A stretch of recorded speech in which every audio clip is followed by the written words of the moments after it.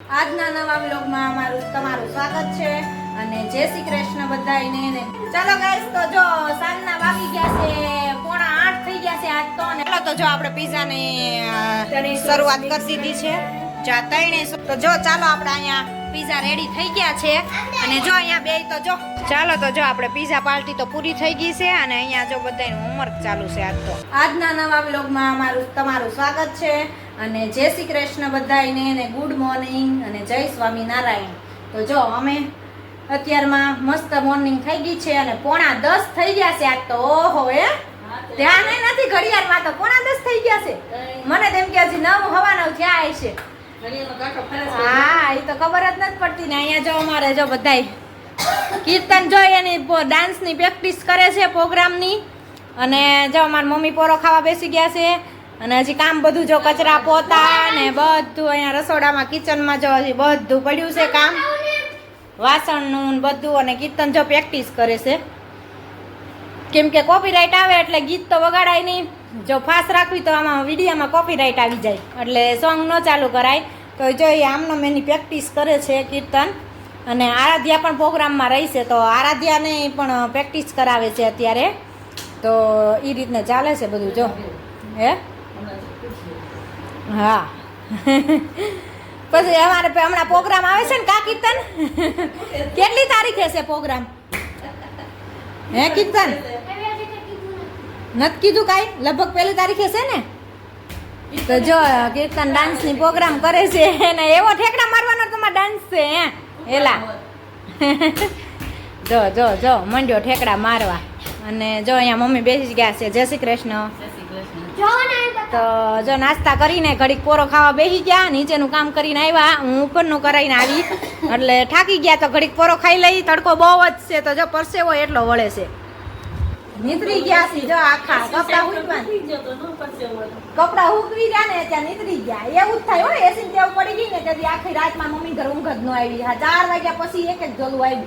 ત્યાં સુધી આમથી આમ હતા ગોથા માર્યા, આમથી આમ ગોથા માર્યા. ઈ સર્વિસ કરવા આવવાનો છે, કીધું છે, ફોન કર્યો છે. 1-2 દીમાં આવવાનો છે. કીર્તન ને નીકળે એનું હું પણ તમારે નો જવાય પણ આને તો જવાય ને. એમ ના વાંધો આવે પણ શરૂઆતમાં આમ હવાર હા લે પણ અત્યારે બતાવી દઈશ તારો બધો ડાન્સ. તો ત્યાં હું બતાવીશું, વિડીયો લઈશ.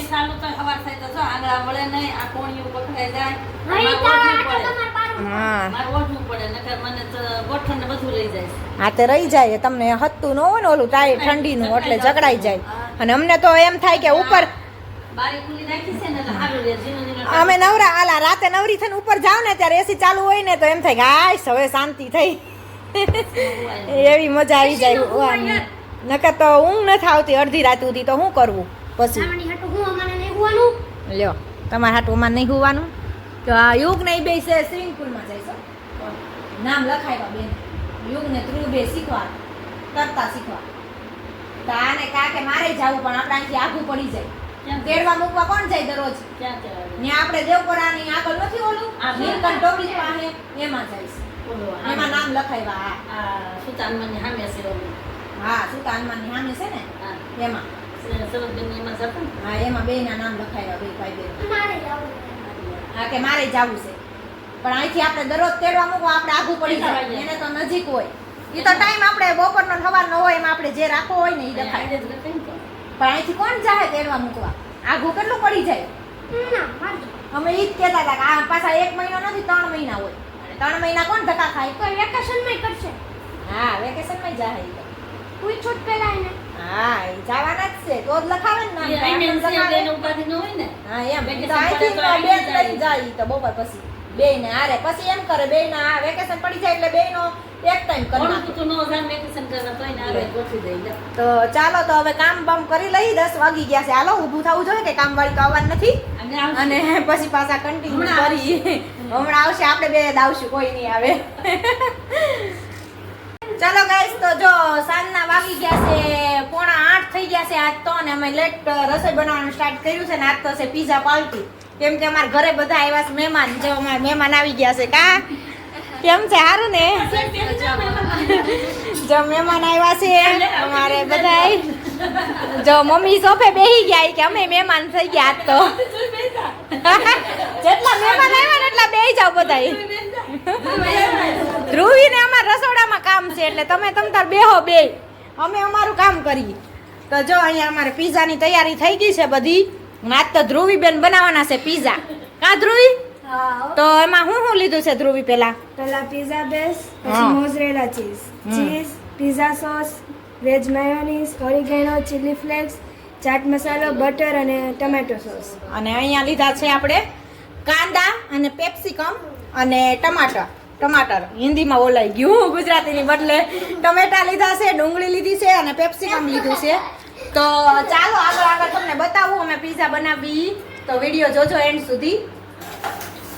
ચાલો તો જો આપણે પીઝાની શરૂઆત કરી દીધી છે.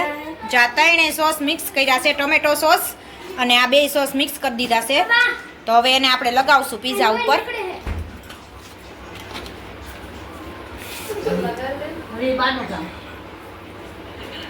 આ રીતને એને સરખું વ્યવસ્થિત પાથરી દેવાનું મિક્સ કરીને. અને જો અહીંયા મૂકી દીધી છે આપણે ઓલી ઢાંકણાવાળી ઓલી બાઉલ મૂકી દીધું છે, એટલે એમાં આપણે બનાવવાના છે. ધ્રુવી દાંત હોય ધ્રુવી. આ તો ધ્રુવી માથે છે હો, ધ્રુવી જેવા બનાવે એવા. હે ધ્રુવી? પછી એની માથે આપણે નાખશું ચીઝ.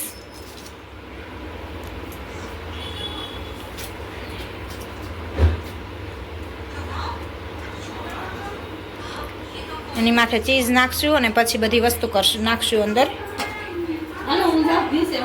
આ જાઓ, તમારું કાંઈ કામ નથી, અમારું તો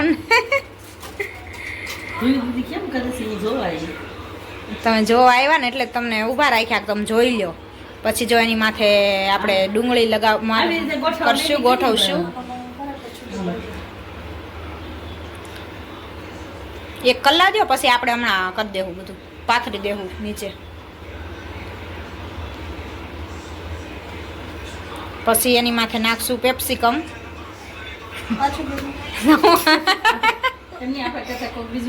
અને પછી ટમેટા.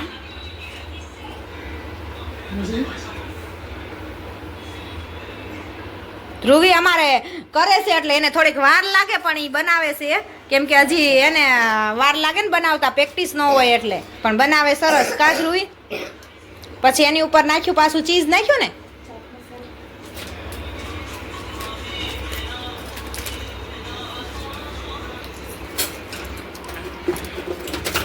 એની ઉપર પાછું ચીઝ લગાવ્યું છે.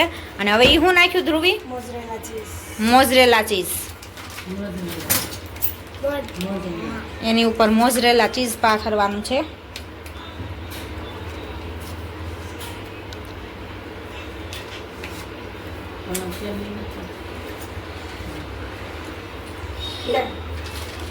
થઈ ગયો. તો હવે એને આપણે જો આ કડાઈમાં મૂકી દેશું. બટર લગાવશું પહેલાં એમાં, અને બટર લગાવીને એમાં રાખી દેશું અને માથે ઢાંકી દેશું ઢાંકણ.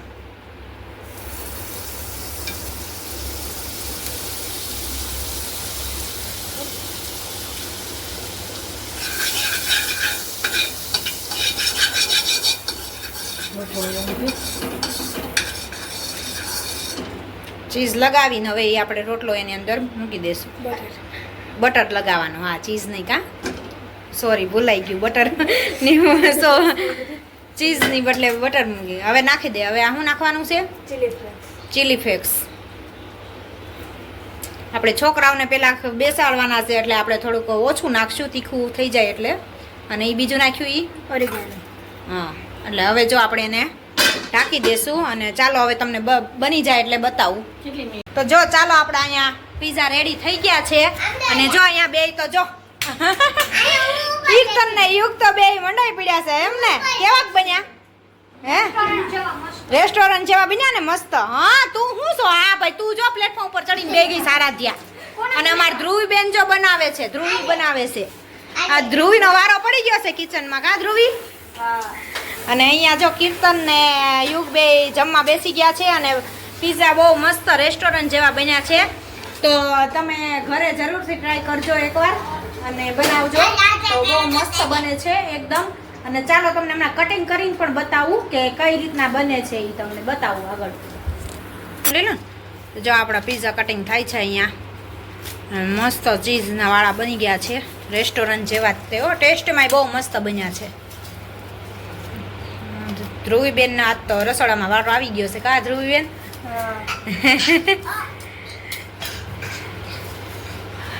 જો આ રીતને કટિંગ કરીને ગરમ છે એટલે થોડીક કટિંગ કરતા વાર લાગે.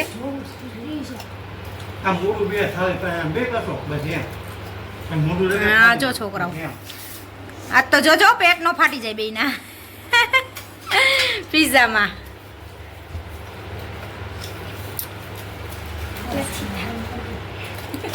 નીચે કડક રોટલો થયો કર્યો છે ને એટલે આપણે